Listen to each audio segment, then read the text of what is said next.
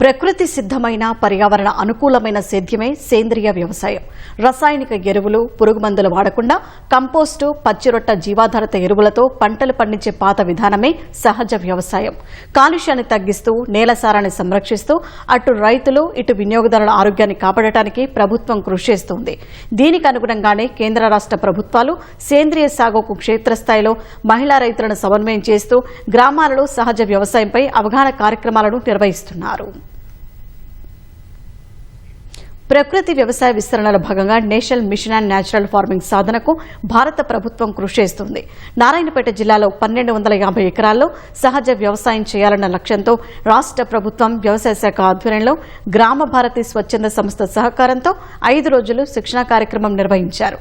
జిల్లాలోని వివిధ మండలాల నుంచి 20 మంది మహిళా రైతులను ఎంపిక చేశారు.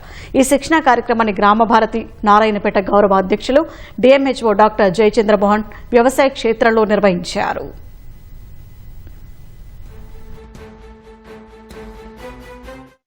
ప్రజలకు ఆరోగ్యకరమైన ఆహారం అందటం కోసం ప్రభుత్వం మహిళలకు శిక్షణ ఇస్తుందని గ్రామ భారతి గౌరవ అధ్యక్షులు పాలాది మోహనయ్య పేర్కొన్నారు.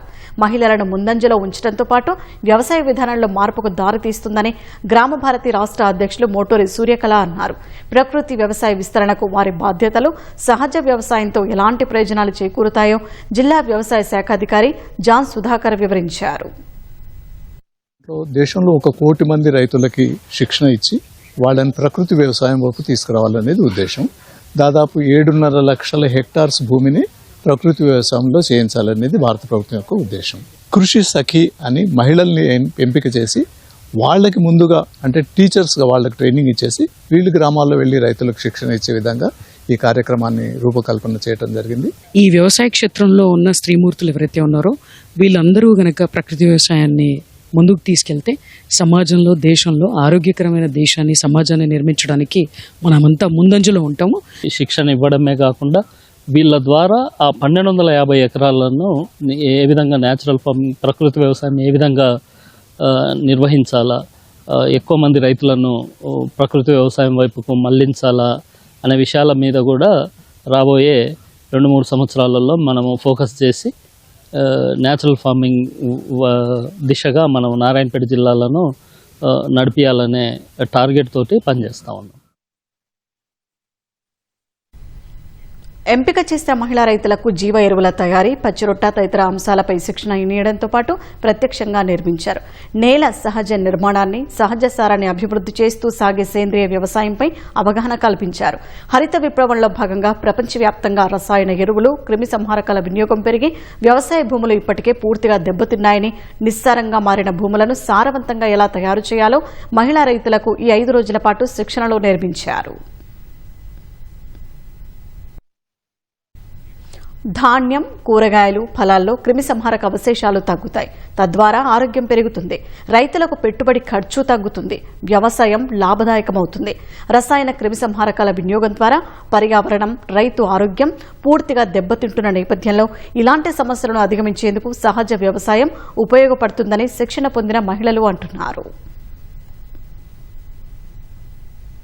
తినే ఫుడ్ ఇప్పుడు నిమ్మకాయలు కానీ, బనానాస్ కానీ, ఏదైనా ఇతర వస్తువులని తిని పడేస్తుంటాం కదా పొట్టులని, అది పడేయకుండా అంతా కొత్తగా జమ చేసి దానివల్ల కెమికల్స్ మందు కాకుండా మన సొంతంగా మన ఒక 1 మంత్లో ఒక 45 డేస్లో మందు క్రియేట్ చేసుకొని దాన్ని ఒక్క గ్లాస్ తోటి 10 లీటర్స్ 6 లీటర్స్ వాటర్ కలుపుకొని మన పొలానికి చల్లుకుంటే ఏ రోగం లేకుండా మనము, మన పిల్లలు, మన కుటుంబ సభ్యులు అందరూ ఆరోగ్యంగా ఉంటామని ఇక్కడికి వచ్చాక నేర్చుకున్నాను నేను. ఆవు మూత్రం వల్ల కానీ, ఆవు పేడ వల్ల కానీ ఒక జీవామృతం మాదిరిగా దాన్ని రెడీ చేసుకొని మనం వ్యవసాయ క్షేత్రంలో మనం ఏ పంటలు వేసుకున్నా కూడా వాటికి ఏ విధంగా పిచికారీ చేయాలనో ఆ విషయాన్ని కూడా మాకు ఇక్కడ తెలపడం జరిగింది.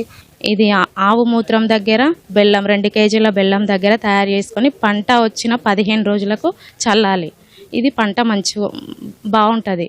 మనకు ఏ కీటకాలు ఏవి రాకుండా ఉంటుంది. ఫస్ట్ ఏవో కావాలి, మండలి ఏవో కావాలి అని ఉండే, కానీ మండలి ఏవో అయినంత మాత్రాన మనం ఫీల్డ్లోకి వెళ్ళి ఫార్మర్స్కి కావాల్సిన హెల్దీ ఫుడ్ అండ్ హెల్దీ సాయిల్ని మనం రెడీ చేయలేము అని నాకు ఇక్కడికి వచ్చిన తర్వాత అర్థమైంది. ఇప్పుడు మండలేమో అంటే పోతాం, మండల ఆఫీస్లో ఉంటాం, ఏదో 2-3 మీటింగ్లకు అటెండ్ అవుతాము. చెప్తే మాత్రం ఫార్మర్స్ ఎవ్వరు వినరు. మనమే స్వయంగా ఫార్మింగ్ చేస్తుంటేనే వింటారు. చేసి చూపించాలి వాళ్ళకు.